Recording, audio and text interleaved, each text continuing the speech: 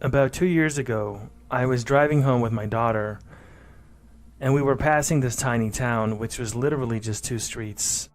And as we get to the edge of town, we see my other car heading towards us. While it wasn't a super rare car, I have some minor modifications on it so it stands out a bit more than others on the road. That coupled with who was driving it, both of us knew that it was my wife. Again, I live in an area where my wife stands out quite a bit. So as we passed, we waved at each other, and my daughter asks me, "Where's my mom going?" And then I decided to call my wife and ask her where she was headed because I had just bought something to make for everyone. So when I call her, I say, "Hey, where are you headed?" To which my wife replies, "Nowhere." To which I state, "Okay, so when are you going to be home? So I know how much food to make." To which my wife states, "What do you mean?" And I reply, "We just passed you on this road," and I named the road in the small town. And I said, "We just passed you a minute ago." My wife replies by saying, "I didn't go anywhere, and I'm sitting on the couch watching TV." "What? There's no way, we just passed you. We got a clear look at the driver, and it was you, wearing your same jacket and everything. Seriously, where are you going?" She then sends me a pic of her sitting on the couch. To which I reply, "Okay then, if you don't want to tell me, that's fine. I'm almost home now. Bye." I'm aggravated at this point, thinking that she's just being a smart aleck. We pull up, and the car's in the driveway. And the car itself is cold, implying that it hasn't been driven at all, hasn't been moved or started, and my wife has been home the entire time. Both my daughter and I can't believe it. We saw her clear as day. We waved at her and everything, and she waved back at us. There was no explanation for this, and I don't know how to explain it.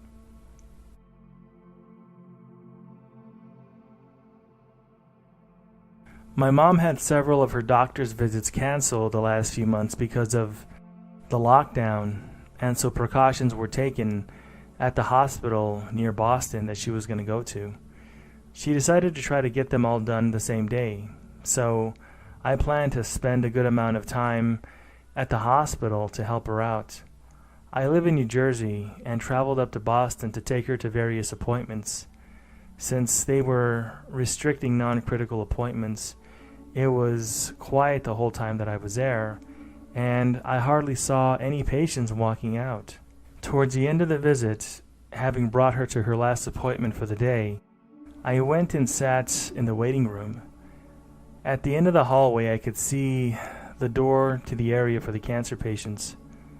I was there for about 45 minutes, and during that time, only one patient exited the room. I could not see her whole face due to the mask she was wearing, but from the eyes, nose, and build, she looked exactly like a friend of mine from New Jersey. She was looking at me as though she knew me. As she gets closer, she stops and says, "I'm sorry. I don't mean to stare, but you look just like somebody that I know." And I say, "Yeah, you look like somebody that I know too."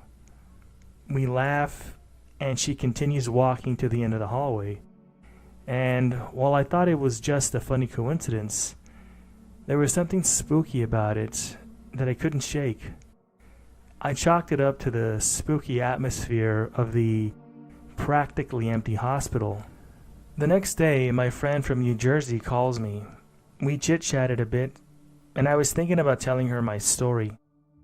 But before I get a chance, she says, "I haven't told many people about this yet, but I have cancer, and yesterday I had my first treatment."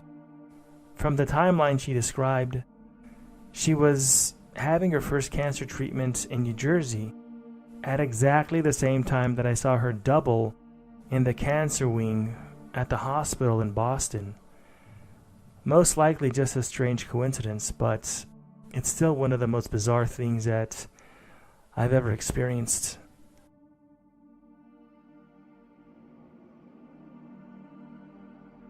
I work at a fast food place, and I have a headset that I use to take everybody's orders. If you've ever been to a fast food place, I'm basically the person you hear behind the speaker marking down your food and how you want it dressed. Anyways, there's a delay between the audios.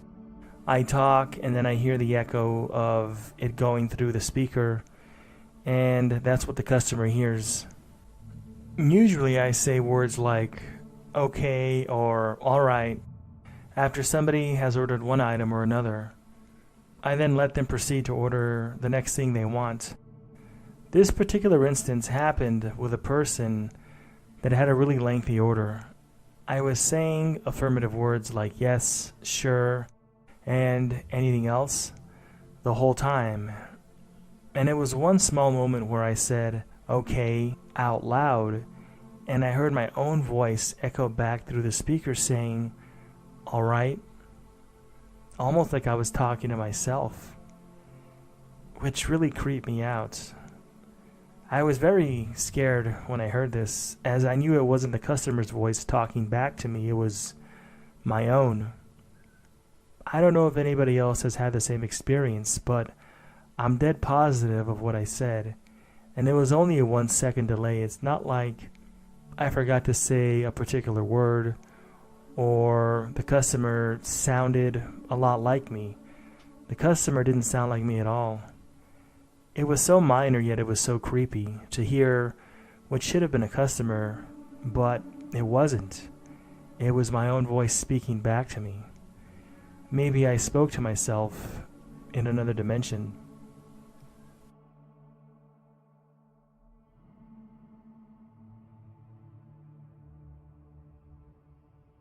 I was listening to music via my AirPods on my laptop while I was lying down in bed.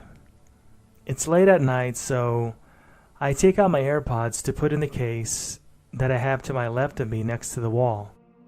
While I close my laptop and move to put it away so that I can go to sleep, I hear the case drop.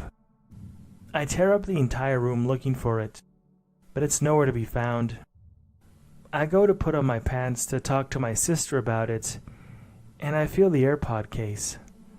My pants were by the floor, and there is no viable possibility of this AirPod case dropping and falling into the pocket of my pants. It's even harder for me to believe that this AirPods case wouldn't fall out as I was trying to put them on. However, as I went to go get the case, I reached in my pocket, and then I realized something. The AirPods case was not in my pants pocket. They were in my boxers. Now I was completely baffled. It's impossible that I would not have felt them the entire time that I was trying to put on my pants. It would have felt like I was touching my leg or touching something right next to my leg, like this AirPods box, as opposed to not feeling anything at all when I was putting on my pants. I checked under my bed, and I checked everywhere, and as I put on my pants, I felt absolutely nothing. It wasn't until I had my pants on completely that I felt anything like the AirPod case. It still weirds me out to think about it.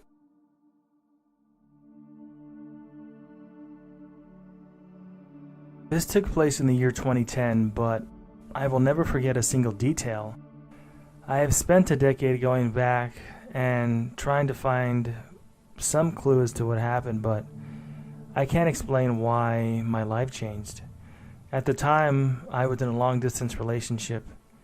Every now and then I would drive to see her, a trip that was around 8 hours long. I always drove at night to avoid the traffic, as, you know, people are crazy sometimes. This particular trip was like all the others. My girlfriend was begging me to come because it had been a while, and she was overjoyed when I would say that I would go. She was excited and would call me every so often to see where I was and how far it was going to take me to get there. She was having trouble sleeping because of the excitement, but around 3 a.m. she finally was about to pass out, and she told me to call if I stopped again. I wasn't likely to stop, as I was getting really close to my final destination, but she was going to nap until I got there. So as I'm driving, I'm in the fast lane. I passed a car going slightly slower than me in the middle lane, and there was a slowpoke driver in the right lane. The next thing that I know, there's a guy going at least 100 miles an hour, and he's coming up on me flashing his beams. Being Friday night at 3 a.m., it's probably a drunk driver, so I figure I better get out of the way ASAP. I turned on my blinkers and looked to make sure the middle car was far enough back to give me some room. It was this very moment that I went into a patch of fog that just seemed to come out of nowhere, and it only lasted a brief second. I got over to the next lane, but the person behind me seemingly never passed me, which really made me angry at the time, and I thought that this driver was being really obnoxious, and I thought, why in the heck would he slow down? But that's when I looked out to my left mirror, and there was nobody in the fast lane, and I looked at both my rear view mirrors, and there was nobody around me. There was nobody anywhere.